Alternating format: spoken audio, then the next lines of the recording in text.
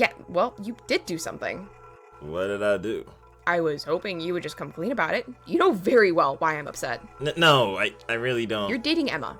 Started dating her a few days after we broke up and lied about it for 4 months, Carl. That's what you did.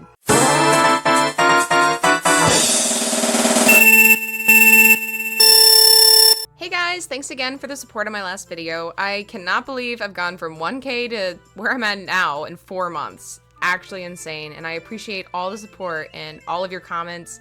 This is just genuinely how I keep going, so thank you guys. Anyways, in case you didn't know, before I was dating Chandler, I had a very long-term relationship with my ex-girlfriend, who we will call Emma.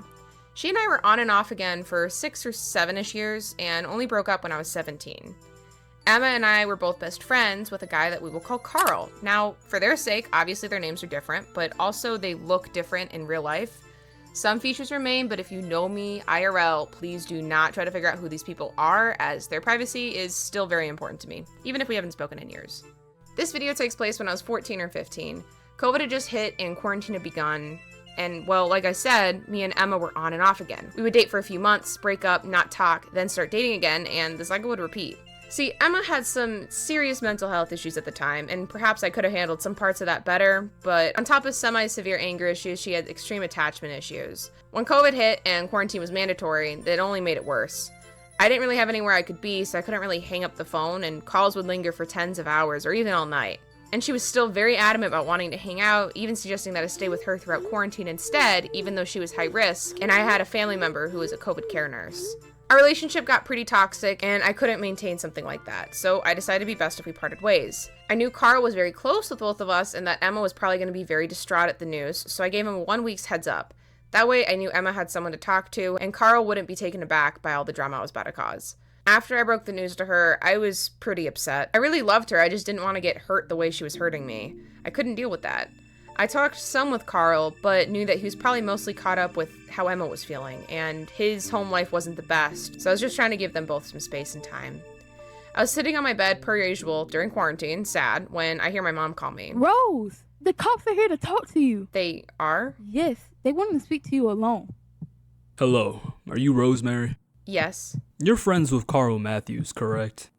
Yes, sir. He ran away last night, and we know you two are practically neighbors, and we just wanted to see if you knew where he was. Won't be in trouble if he is here, but his parents are very worried. We need to make sure he's okay. You know, because it was below 20 degrees last night. He's not here. Alright, well, thanks for the help. Please give us a call if you hear or see anything. Now, the thing with Carl was, I knew he didn't have a winter coat, and that things were bad enough at his house that he had mentioned a few times about wanting to go on anymore, if you know what I mean. I had good reason to think he was dead somewhere, frozen. All I could think of was that I had to find him and make sure he was okay and figure out why he ran away. I took my bike and I pedaled as hard as I possibly could, falling or stopping to catch my breath occasionally.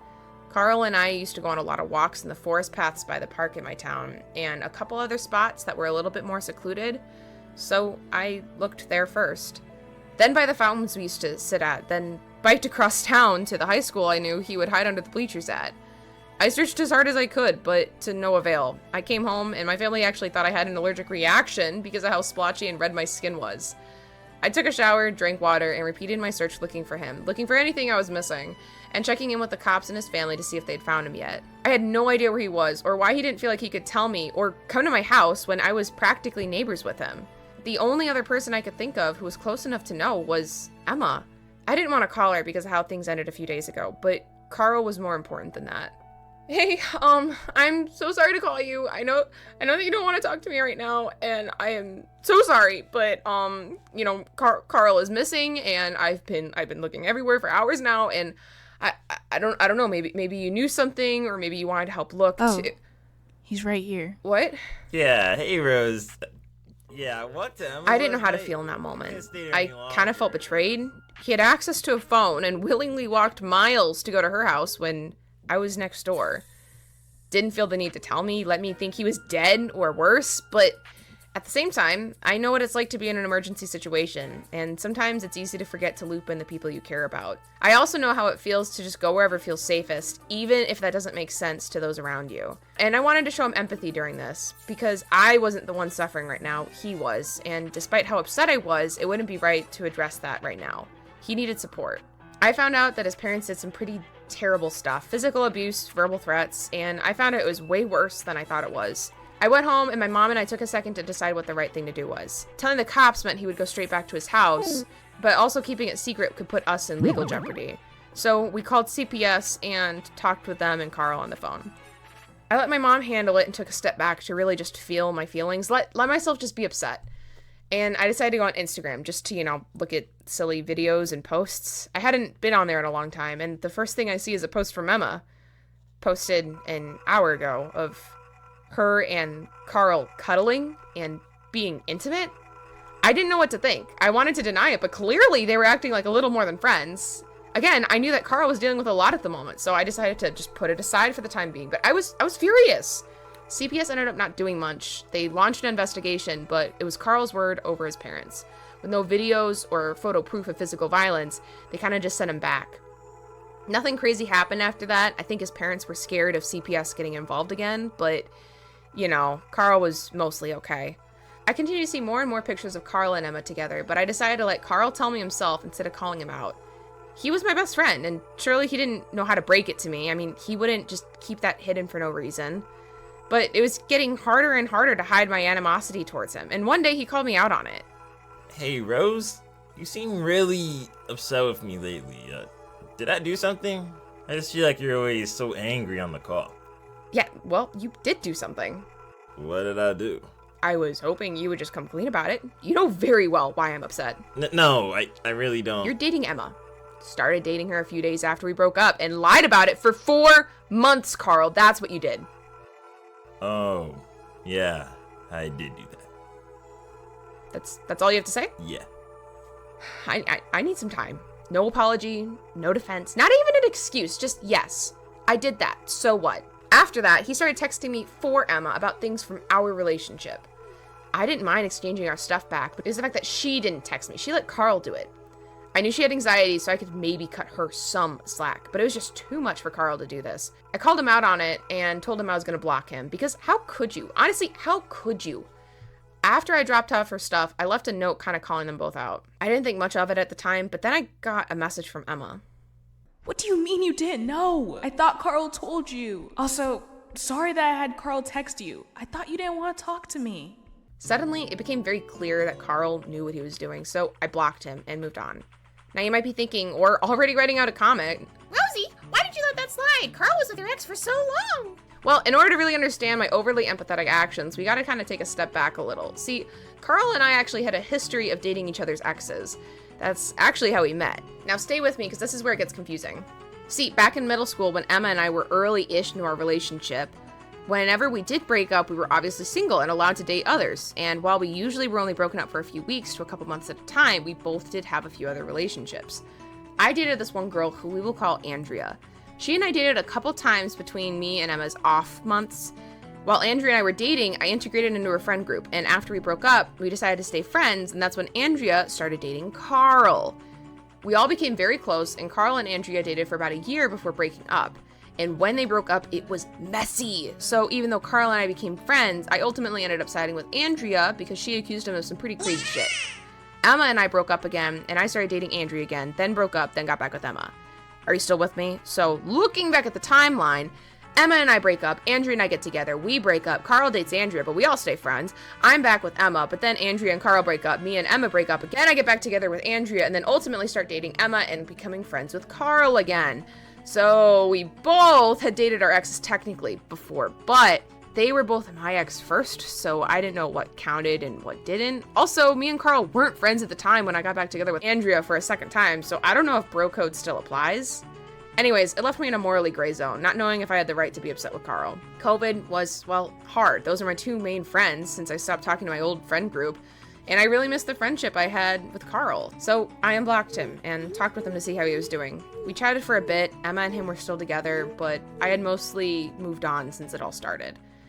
We didn't have cars at the time, but COVID had died down a little bit, so we decided to go for a walk just 6 feet apart. Well, we were catching up and decided to sit down for a bit just to talk. It's good seeing you two. I'm glad we can talk again. Yeah, it's nice. And all in all, I'm glad that both you and Emma are doing well. Yeah. Can I tell you something? Yeah, of course. It's a little weird though. I don't mean it in like a sexual way. What? I don't know. Sometimes I just the thing with Emma's boobs, they're just too big. You know, like yours are the right size, like not too big but not too small. You know, I don't know. Sometimes I just wish you're your size, like a cup smaller. You know.